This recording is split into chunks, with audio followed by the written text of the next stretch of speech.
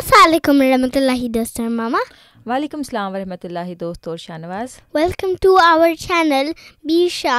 Today we are going to be reading you a story from Hazrat Bilal کا story. ہاں جی پیارے بچوں، جیسا کہ آپ جانتے ہیں کہ ہم نے ایک نئی کتاب حضرت بلال کے بارے میں شروع کی ہوئی ہے.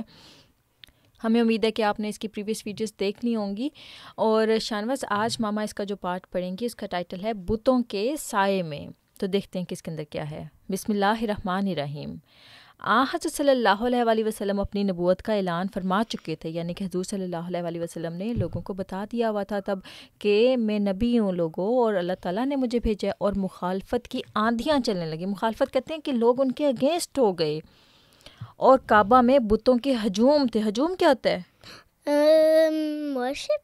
نہیں، ہجوم کہتے ہیں کراؤڈ کو، کہ بتوں کا وہاں پہ انبار لگا ہوا تھا.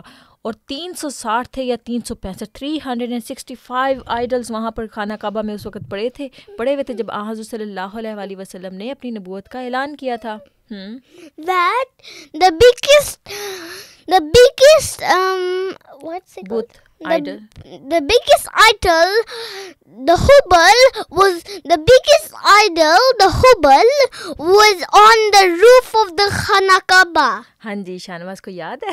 ہاں جی آگے پڑھتے ہیں. ہر قبیلے کا علیحدہ بت اور ہر دن کا علیحدہ بت، ہر تقریب کا علیحدہ بت، یعنی تقریب کہتے ہیں ہر ایونٹ کا علیحدہ بت، اور دکھوں کے علیحدہ بت، یعنی کہ جب آپ سیڈ ہوگے تو آپ کا ایک ڈفرینٹ کوڈ ہوگا، آپ ہیپی ہوں گے تو آپ کا ایک ڈفرینٹ کوڈ ہوگا.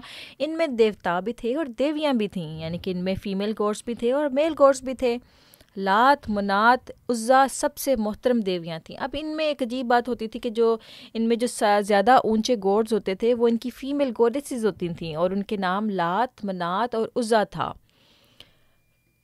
سارے عرب کے قبائل ہر سال مکہ آتے اور ایک خاص مہینہ ذوالحجہ میں حج کی رسومات ادا کرتے. اب دیکھو شاہنواز، اس زمانے میں بھی آلدو وہ لوگ جو تھے مسلمان نہیں تھے، اللہ تعالیٰ پہ بلیو نہیں کرتے تھے، لیکن وہاں پہ حج کی ایک رسم ہوتی تھی. یہ وہ دن ہوتے تھے کہ جب کعبہ دارالامن ہوتا تھا، یعنی کہ اس وقت کعبہ کو بالکل امن کا، پیس کا ماحول ہوتا تھا. کوئی کسی کو کچھ نہیں کہہ سکتا تھا. لڑائی جھگڑے سب بند. قتل و خون ریزی کے دلدادہ عرب یہ دن بڑے پرامن اور سکون سے گزارتے. کعبہ کے مجاوروں کی کمائی کے دن بھی یہی ہوتے تھے. مجاور کہتے ہیں وہاں پہ جو انہوں نے ہوتے ہیں نا خانہ کعبہ میں جو کہ بتوں کی رکھوالی وغیرہ کرتے تھے، ان کا کام کرتے تھے. انہی دنوں منڈی بھی لگتی تھی، یعنی کہ وہاں پہ مارکیٹ بھی لگا کرتی تھی. شام کے سوداگر آتے، یمن سے بحری تاجر آتے. یمن کے تاجر اپنا مال لاتے، اور اس ملک سے بھی اور اس ملک سے بھی، یا شاید ہر ملک سے مال آتا.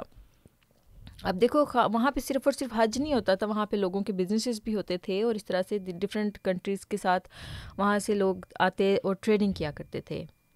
غلام بھی بکنے آ جایا کرتے. صرف اور صرف چیزوں کی ٹریڈنگ نہیں ہوتی تھی، غلاموں کی بھی ٹریڈنگ ہوتی تھی. غلہ یعنی کہ گرینز، کپڑا یعنی کہ جو فیبرکس یا جو ہوتے ہیں کپڑا جو پہننے والا ہوتا ہے کلوتھس، مرچ مسالہ یعنی کہ اسپائسیز، مال مویشی سب بکتے. دیوی دیوتاؤں کے بت بھی اسی قسم کی منڈیوں میں بکا کرتے تھے. دیکھو شاہنواز کتنی عجیب فنی بات ہے کہ وہی خدا کو جا کے خانہ کعبہ میں بھی رکھتے تھے، وہی خدا اپنی منڈیوں میں بھی لا کے ان کو بیچا کرتے تھے. تو انہی دنوں کا ذکر ہے کہ میں ایک مرتبہ، یعنی کہ بلال جو ہیں، ایک مرتبہ ابو جہل کے غلام کے ساتھ کعبہ کی دیوار کے سائے تلے بیٹھا تھا.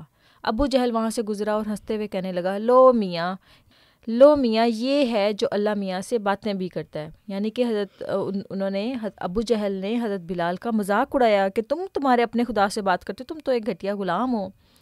اپنے مالک کی آواز سن کر اس کا غلام تو جھٹ کھڑا ہو گیا اور اپنے آقا کے حکم کا انتظار کرنے لگا، لیکن بات ہنسی میں اڑ گئی.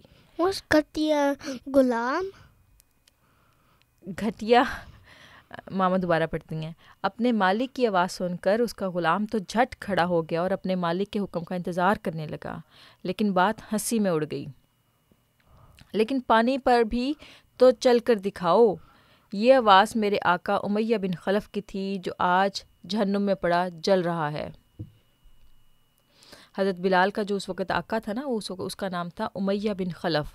اس نے کہا کہ تمہارا خدا اگر اتنا سچا ہے تو تم پانی پر چل کے دکھاؤ. پھر میں نے دیکھا، یعنی کہ حضرت بلال نے دیکھا، عبداللہ کے بیٹے محمد صلی اللہ علیہ وآلہ وسلم تنہا، خاموش اور سر جھکائے چلے آ رہے ہیں، اور وہ کعبہ سے مڑ کر پہاڑی کی طرف چلے گئے. لوگ کہا کرتے ہیں کہ یہاں ایک فرشتہ آ کر ان سے باتیں کرتا ہے. ابو سفیان بھی وہیں تھا. وہ سنجیدہ قسم کا آدمی تھا. یوں ہی ہنسی میں بات اڑانا اس کی عادت نہیں تھی. اس کے چہرے پر پریشانیاں نظر آ رہی تھی. وہ سوچ رہا تھا کہ اس قسم کا کفر اگر پھیلتا گیا تو ہمارے دیوتا ہم سے ناراض ہو جائیں گے. تو اس نے ابو لہب کو کچھ غصے کی نظروں سے دیکھا اور کہا یہ تو تمہارا بھتیجا ہے، یعنی کہ یہ تو تمہارا نیفیو ہے، اسے سیدھا کرو، یہ تمہارے خاندان کا فرد ہے. اور ابو جہل نے کہا کہ اس نے کہا، ابو سفیان جو تھا اس نے ابو لہب کو کہا، ابو لہب حضور صلی اللہ علیہ وسلم کے انکل تھے، تو اس نے کہا کہ یہ تمہارا نیفیو ہے اور یہ کس طرح کی باتیں کرتا ہے کہ اللہ تعالیٰ ایک ہے اور یہ ہمارے جو گاڈز ہیں آئیڈلز یہ گاڈز نہیں ہیں، تو تم اس کو سمجھاؤ ورنہ یہ پورے کے پورے عرب پہ قبضہ کر لے گا اور ہمارے گاڈز جو ہیں آئیڈلز جو ہیں یہ ناراض ہو جائیں گے اور ہم پر عذاب آ جائے گا. تو پیارے بچوں اس واقعے کو ہم آگے کنٹینیو کریں گے. شانواز کو کچھ سمجھ میں آیا کہ کس طرح سے وہاں پہ بت پرستی کا رواج تھا اور حضرت بلال کس قسم کے ماحول میں تھے جب انہوں نے سوچا کہ وہ مسلمان ہو جائیں؟ تو آگے اس کو واقعے کو کنٹینیو کریں گے آنے والی ویڈیوز میں.